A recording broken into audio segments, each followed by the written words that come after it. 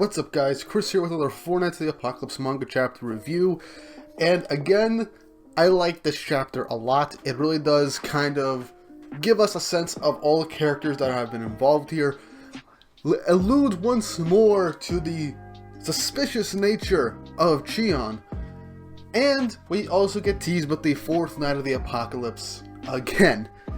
Though we do get the main cast having basically a very calm and pretty heartfelt and understanding exchange of properly introducing themselves as well.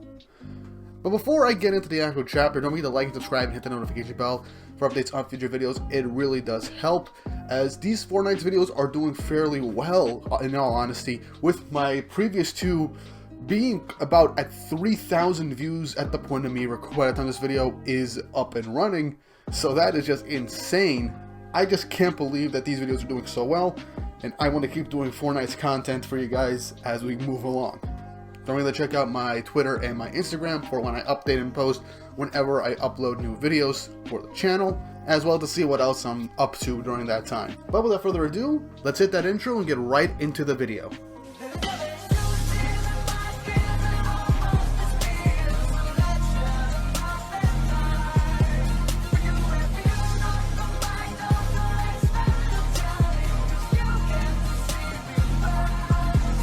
So chapter 56 of the Four Knights of the Apocalypse, titled Knights of Prophecy Meet.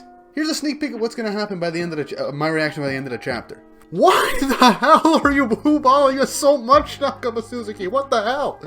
You keep doing this with every single chapter. Just introduce it already, come on! So, how's my reaction to this? Anyway, chapter 56, Knights of Prophecy Meet. We start off directly where last chapter ended off, with Percival looking at all four of his friends and that he's glad they're all safe. And as An is saying that Percival's just a handful, she and everyone else collapses to the ground as Percival again begins to worry. And he starts to try and use his powers, but then he realizes he has no magic power and is wondering why. And he then realizes, oh my god, my powers are driven on hope. If they're unconscious, then their emotions won't come out and it won't work. And he's wondering what he's going to do. So, nice. We got a really strong and hard limitation for Percival's powers. If the people that have hope in him and fuel him with power are unconscious or not being able to convey their actual emotions, then his magical power will essentially run out. Which is honestly a very good limitation and very realistic for a character whose power is hope. So, I'm honestly glad. And now I honestly wish that my personal video I did like a few weeks back, that I did it literally right after this chapter, as it presents a pretty hard limitation for Percival's powers, but you take what you can get. But anyway, Tristan comes up and tells Percival, I'll handle this, as he then uses his ability Healing Star on the group, completely healing them from their wounds, as they're all perfectly up and about and ready, and everyone's going up to thank Tristan for healing them, as we see Tristan, both of his eyes are the shape of the goddess clan, same as his mother. Again, he really does take a lot after Elizabeth, especially with this panel as well. With the goddess eyes too, it really does show that he is Elizabeth's son. But anyway, Tristan closes his eyes and opens them back up as his pupils return to normal. As Isolde, and I didn't even realize it until now, but Isolde is towering over Tristan right now, as she states that Tristan has basically inherited blood from the goddess clan, so he can heal almost any wound no matter how bad. And Tristan tries to do a joke saying that that's right. Well, I can heal anything, just not your clothes, sadly. As he peeks over to them, but the whole group's just dumbfounded and wondering what the hell is going on, as Isolde just breaks out in laughter, saying how hilarious Tristan is. And she then points at Percival's group saying, you should laugh right now. It's funny, a laugh.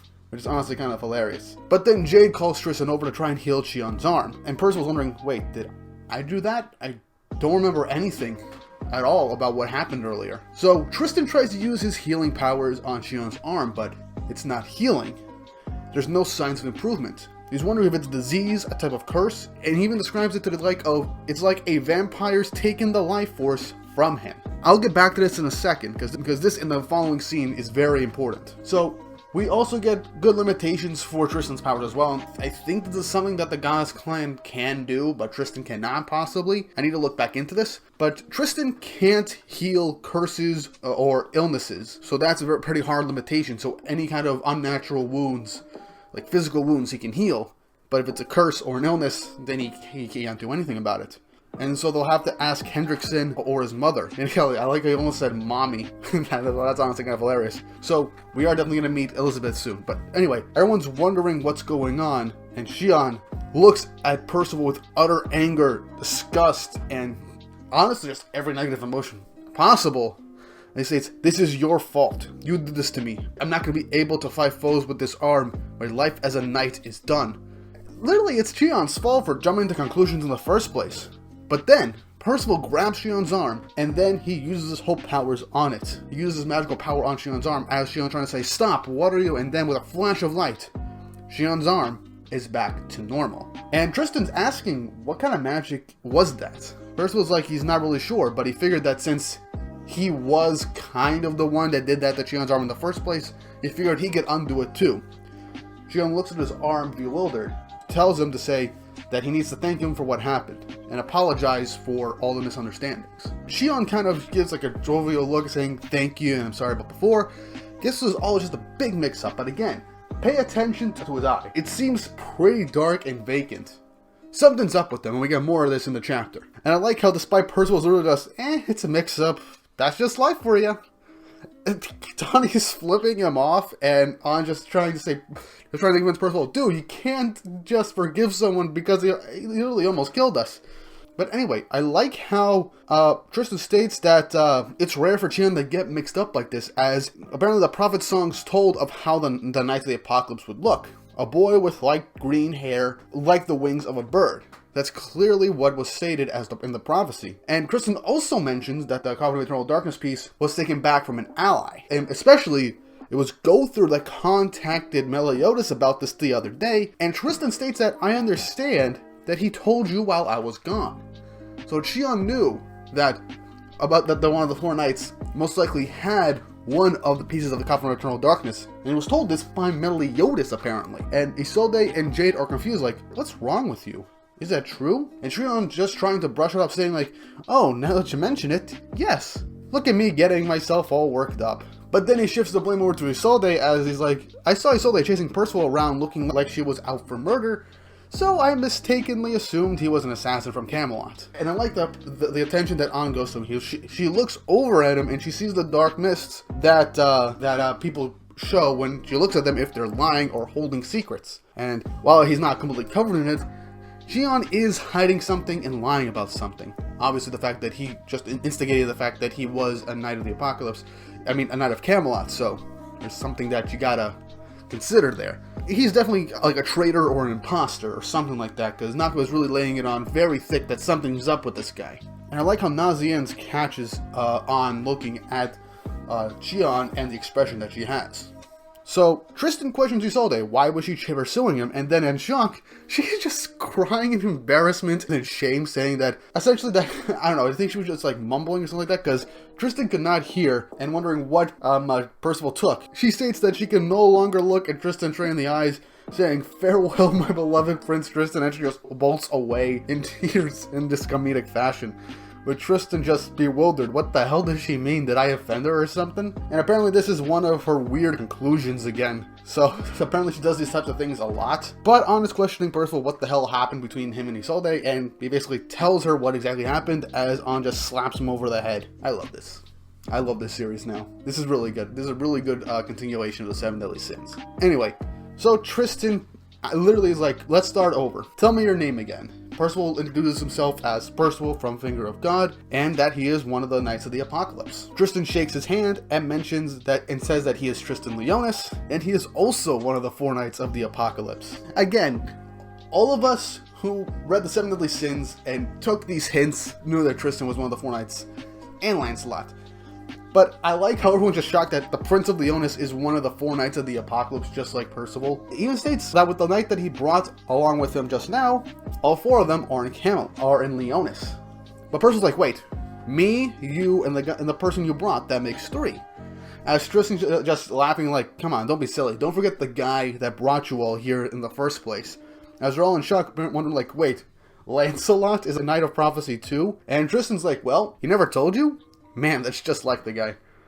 as Lancelot walks in saying, "There you are," and asks them to just quit wrecking the city like this, and realizes that they're acquainted with each other now at the very least. And I like Tristan is literally just a jovial guy who's like, "Lance, it's been too long. Did you meet the knight I brought back with me?" And Lance just says, "Yeah, I got a message for you about that."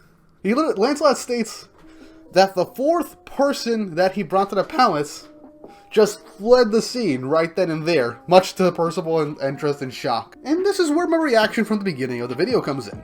Why the hell are you blue-balling us so much, Nakaba Suzuki? What the hell? You keep doing this with every single chapter. Just introduce it already, come on! So Nakaba really did do all this, say that the fourth knight is in Leonis thanks to Tristan. We've properly meet Tristan, we get the canonical in-story confirmation that Tristan and Lancelot are both Knights of the Apocalypse like Percival, but now the fourth knight is nowhere to be found, because they just up and fled the castle. So that's kind of hilarious, meaning that this character might be a coward, for all we know. Could be a coward, or they're just overwhelmed by the amount of responsibility that's just been thrust upon them. So we got no real way for us to know right now. But I'm excited to see what goes on, because it's very possible that one of my predictions with my Mael video, if I'm going to link up top right here, one of the things that perhaps Mael was going to train, or was training the fourth knight of the Apocalypse, so they can inherit sunshine. Perhaps this character might be similar in that regard. Maybe as they run off, perhaps the person that they'll run into would be Mael, thus giving Mael a good introduction into the story, and perhaps convincing this fourth knight to join and do what they have to save the world. Now, it's very obvious that in the next chapter or two, we are going to get the reveal of who the knight is, primarily like their design and their name. And a lot of people are speculating that this knight is Gawain, like in Arthurian legend. So if that's something, then that would be pretty cool. But anyway, I wanted to, before I end this video, I just wanted to briefly mention something that I might turn into an actual video depending on when we get the powers of the fourth knight. But one of my subscribers mentioned, I believe in 2 separate videos in the comment section, that perhaps with what Percival did to Shion, and it's more supported now with this chapter, perhaps the 4 knights with their powers have inversions of each other, like darker inversions. Like how Percival is hope and it brings life, but when he's basically losing all hope and going berserk like he did in chapter 55 and 54, perhaps it does death, which is why Shion couldn't do anything with his arm. It was basically dead. He sucked the life force, like Tristan said, out of his left arm. So perhaps Percival's inversion of power is quite literally the taking of hope, the taking of life, since he is the Knight of Death. And we could say that Tristan could embody this as well, since he is a goddess and a demon, and since, for all we know, he is using basically his goddess powers, then perhaps the powers that he primarily uses and inherited from his parents was Elizabeth's goddess powers, since he is basically an upbeat person and is pretty happy and jovial, as we've seen. But if he goes into despair and negative emotions, he may end up using his father's demon powers, and that could be the inversion with, with pestilence and stuff like that, since that's the night he's supposed to be in. The demons can create plagues and illnesses as well, and the goddesses can heal people, so pretty good inversion. But I'm not going to get too into it, because that's like a full-on video in and of itself, and this review is already dragging on longer than I expected. But what did you guys think of this chapter and the whole blue-balling again of the fourth knight being revealed to us? What do you think is going to happen when we eventually do meet them? What do you think their powers are going to be, since they essentially might end up being the Knight of Famine or something like that? Let me know in the comments down below. As well as also check out my Patreon and my Ko-fi accounts if you want to support the channel more directly, as I really do want to get more videos out besides my usual chapter reviews. As you've been noticing, I have been trying to do more videos a week besides my chapter reviews, so I want to get those rolling as quickly as possible. And helping me out on Patreon and Ko-fi will really give me a boost. And once more, don't forget to like and subscribe and hit the notification bell for updates on future videos. It really does help. I really hope you guys enjoyed the video, and I hope you all have an awesome day.